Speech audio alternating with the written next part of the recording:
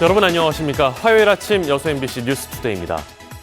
전남에서는 현재까지 46명이 총선 예비 후보자로 등록하고 선거운동을 이어가고 있습니다. 정당별로는 민주당이 31명으로 가장 많았고 정의당 2명, 민중당 3명, 민주평화당 1명, 무소속 4명 등으로 나타났습니다. 선거구별로 현역 의원의 타지 출마가 예정된 순천시가 8대1의 경쟁률을 보이고 있고 광양 곡성 구례 선거구 7대1, 영암, 무안, 신안과 여수 갑이 5대1로 초반 경쟁이 치열합니다. 총선을 석 달여 앞두고 순천 선거구 분구에 대비해야 한다는 주장이 나왔습니다.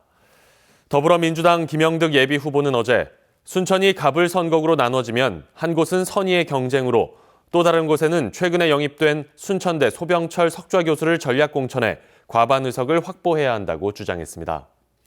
현행 공직선거법에 따르면 순천은 인구 상한선을 넘어 분구 대상에 포함되지만 의석수 감소와 관련해 정당별 이견차가 커 선거구 획정이 지연되고 있습니다. 4.15 총선에 뛰어든 민주당 예비 후보들이 대표 직함에 문재인 대통령을 앞다퉈 내세우고 있습니다. 후보를 차별화하기가 힘들다 보니까 지역의 유권자들은 헷갈릴 수밖에 없는데요.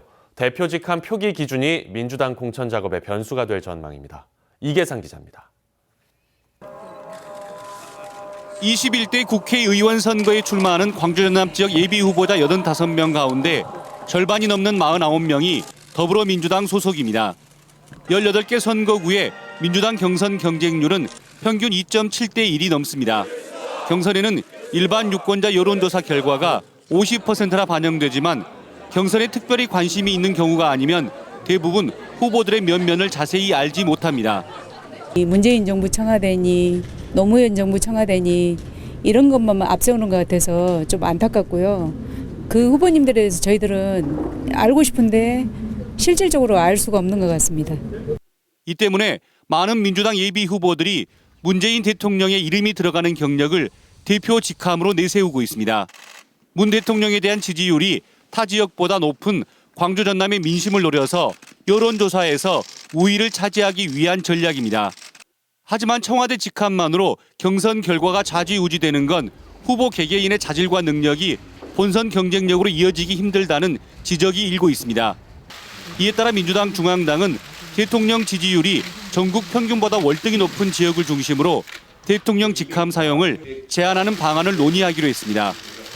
최종 결정은 설 명절을 전후해 공천심사관리위원회와 당 최고위원회의를 거쳐 내려질 예정입니다. 대표 경력에 의한 여론이 현재 왜곡될 개연성이 높습니다. 그래서 당내 경선에서는 어떻게 적용할 것인지 논의를 구체적으로 할 계획입니다. 민주당은 광주 전남 지역의 경우 공천을 받은 후보들이 현역 의원과 치열한 경쟁을 해야 하는 만큼 공천 절차를 앞당겨 늦어도 다음 달 말까지 마무리 지을 계획입니다. MBC 뉴스 이계상입니다.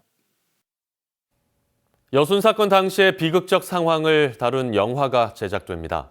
여수시에 따르면 영화 제작사인 해오름 ENT는 지난해 11월 영화 동백의 시나리오 작업을 마치고 다음 달부터 촬영에 들어가 6월쯤 시사회를 열 예정입니다. 김희성 감독이 연출하는 이번 영화는 한 아버지가 억울하게 좌익으로 몰리면서 벌어지는 비극적인 가족사가 그려질 예정이며 배우 박근형과 김보미 등이 출연합니다. 국내 최대 석유화학단지가 있는 여수에는 플랜트 산업과 관련한 업체들이 많은데요. 지역의 중소기업들이 협동조합을 만들어 해외 플랜트 시장 개척에 나섰습니다. 문형철 기자입니다. 올해로 설립 22년 차에 접어든 한 플랜트 시공업체. 한 해 200억 원이 넘는 매출을 올리고 있지만 국내 시장이 침체되고 경쟁까지 치열해지면서 해외로 눈을 돌리고 있습니다. 현재 우리 국내의 상황이 저가 수주, 경쟁 업체가 많아짐으로 인해서 국내 시장에서만 활로를 찾기는 아주 어렵습니다. 지역에서 잔뼈가 굵은 이 건설업체도 상황은 마찬가지. 하지만 규모가 크지 않은 중소기업이 스스로 해외 시장을 개척하기에는 현실적 문제들이 적지 않습니다. 그 나라의 법적인 문제라든지 절차, 행정, 그리고 계약이라든지 그런 것도 상당히 문제가 많이 발생이 됩니다. 그런 것을 모르고 왔을 때는 100점 100패하는 거죠. 이 같은 문제에 공감한 중소기업들이 1년간의 준비 과정을 거쳐 협동조합을 설립해 돌파구를 찾고 있습니다. 토목과 기계장비, 시설 유지 보수 등 플랜트와 관련된 각 분야의 전문 업체들이 모여 조합 명의로 해외 플랜트 공사 수주를 시도하는 겁니다. 각 업체 입장에서는 해외 시장 개척에 따르는 금전적, 시간적 부담은 물론 각종 위험 요인을 줄이고 경쟁력을 높이는 효과까지 기대할 수 있습니다. 지금까지 협동조합에 참여한 업체는 모두 9곳, 참여 기업 수를 20여 곳까지 늘리고 수주액 100억 원을 달성하는 게 올해 목표입니다. 현재 동남아와 중동 지역을 타겟으로 잡고 있는데 현지 반응도 일단 긍정적이어서 이르면 이달 말에는 인도네시아 진출에 대한 구체적인 논의가 이루어질 예정입니다. 저희와 같은 형태의 조합 형태를 찾았다는 분들도 있고 인도네시아 현지에 계신 중소기업법에 의해서 인정된 조합이 만들어져서 대응할 때 거기에 대한 더 신뢰성이라든가 지역 중소기업들의 새로운 시도가 실제 성과로 이어질 수 있을지 관심이 모아지고 있습니다. MBC 뉴스 문형철입니다. 여수시가 설립한 공립노인요양병원이 병원 운영을 둘러싼 논란으로 홍역을 치르고 있습니다. 부실 운영을 넘어 가족 채용과 부당 임금 지급 등 의혹의 내용들이 아주 심각합니다. 박광수 기자의 보도입니다. 여수시가 한 의료재단에 위탁 운영을 맡긴 노인 전문 요양병원. 이곳에 근무하는 간호사와 조무사 등 직원 20여 명이 시 보건소에 집단 민원을 제기하고 나섰습니다. 지난해 위탁 운영 법인이 변경된 이후 직원 처우와 근로 여건 등이 급격히 악화되고 병원 운영이 부실해졌다는 겁니다. 말씀을 하실 수 있는 어르신들은 반찬 떠먹을 것이 없다. 식비, 재료비 그런 금액들이 정당하게 지급이 되고 있는가. 여기에 부원장의 부인이 사회복지사직으로 채용된 사실까지 뒤늦게 확인되면서 직원들의 의혹과 반감은 더욱 증폭됐습니다. 병원 측은 여성인력개발센터를 통해 절차에 따라 채용했다고 해명하지만 당시 지원자는 단 한 명이었고 부원장과의 가족관계를 직원들은 6개월 가까이 전혀 몰랐습니다. 몇 명이나 지원을 했었어요? 근데 지원이 거의 없습니다. 잘. 예. 한 명. 네네. 게다가 부원장의 부인은 병원 근무 기간 동안 1,400만 원이 넘는 임금을 과다하게 지급받은 사실까지 드러난 상황. 실제 액수는 더 크다는 논란까지 나오고 있습니다. 1,496만 원. 1,496만 원. 그 문제가 있다는 얘기 아니에요? 잘못 나가서 본인들이 잘못 지급을 한 걸 우리가 찍었지. 그래갖고 이걸 환수 조치를 해라. 상교대 근무를 하면서도 현재 지금 180만 원을 실수령액이 180만 원입니다. 그러면은 복지사 선생님이 450 아니면 1,000만 원을 가져갔다 하면 우리 간호과 직원이 누구 하나 이에 대해서 그럴만하다 할 사람이 아무도 없습니다. 진상조사에 들어간 여수시 보건소는 조속히 정상화에 나서겠다고 밝혔지만 공공의료기관의 부실 감독과 늑장 대처에 대한 비판은 피하기 어렵게 됐습니다. MBC 뉴스 박광수입니다. 고흥군이 2020 군민과의 열린 대화를 시작했습니다. 고흥군은 어제 저맘, 영남면을 시작으로 다음 달까지 16개 읍면을 순회하며 지난해 군정의 성과와 함께 올해 군정 기본 방향 설명 등을 통한 지역민들과의 소통, 공감 행정을 펼쳐나갈 예정입니다. 군은 어제 지역 발전과 군민 행복을 위해 앞으로 군정의 역량을 집중하겠다고 밝혔습니다. 경자년 새해를 맞아 지휘자 금난세가 이끄는 성남시향 신년음악회가 예울마루에서 열립니다.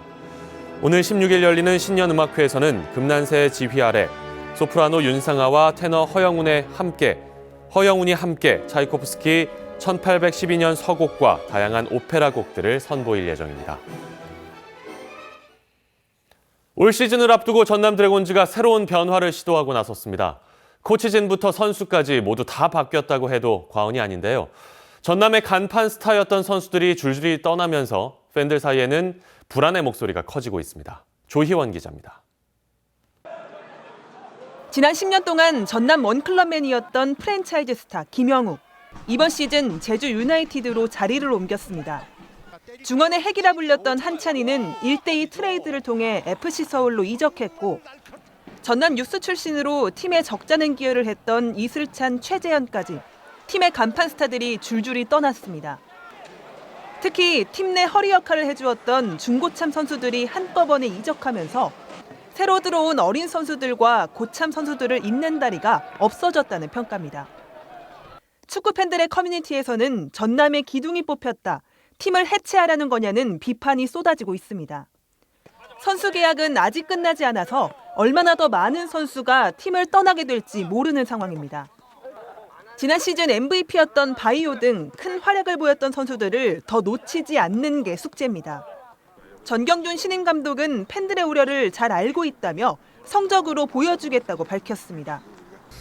팬들 입장을 충분히 이해를 합니다. 저도 그 친구들과 같이 더 하고 싶은 마음이고요. 또 우리가 일방적으로 희생을 요구하면서 잡을 수 있는 상황은 아니고 해서 포지션별로 최대 조합을 좀 만들어내는 게 제 일이고 또 결과로 팬분들 해서 또 저희가 보답하는 게 제 일이라고 생각을 합니다. 팬들이 꼽는 이번 시즌 전남의 유망주는 제1리그에서 돌아온 이종호, 지난해 전역한 김주원 등 몇 명 남지 않은 팀의 중고참 선수들. 전남의 무게를 떠안게 된 선수들은 남다른 각오를 다지고 있습니다. 이런저런 얘기 다 필요 없고 우승해서 꼭 승격하는 거 그 모습을 팬분들이 제일 바라시고 저희 역시도 그걸 위해서 달려갈 생각입니다. 변화의 시기라고 생각해요. 지금 그러니까 각오는 목표는 모두가 똑같겠지만 일부 리그를 다 승격하는 게 목표고 개인적인 목표는 거기에 조금 더 제가 도움이 될 수 있도록.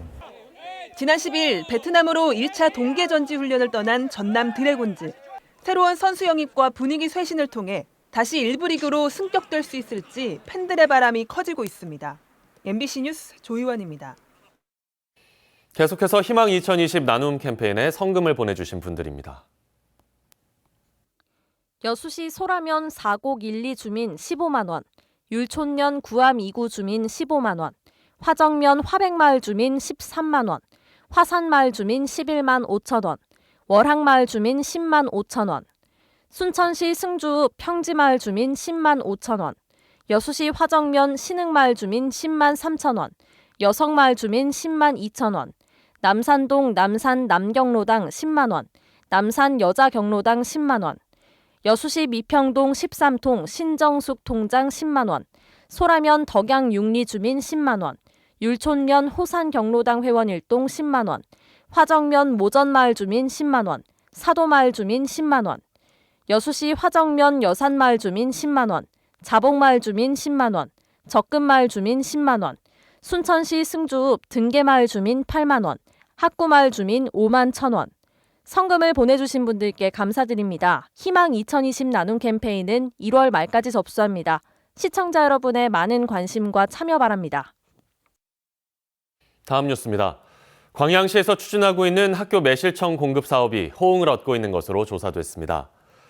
광양시가 지난해 10월부터 2달 동안 실시한 학교 급식 만족도 조사에 따르면 각 학교에 공급된 매실청이 학생들의 소화와 식중독 예방에 도움이 되고 있다며 응답자의 95%가 만족한다고 답했습니다. 광양시는 지난 2014년부터 학교 급식에 매실청을 공급하고 있으며 올해 3억 5천만 원을 관련 사업에 활용할 예정입니다. 고흥군이 지역 소멸 위기를 타개하기 위해 올해 인구 정책을 확대 시행합니다.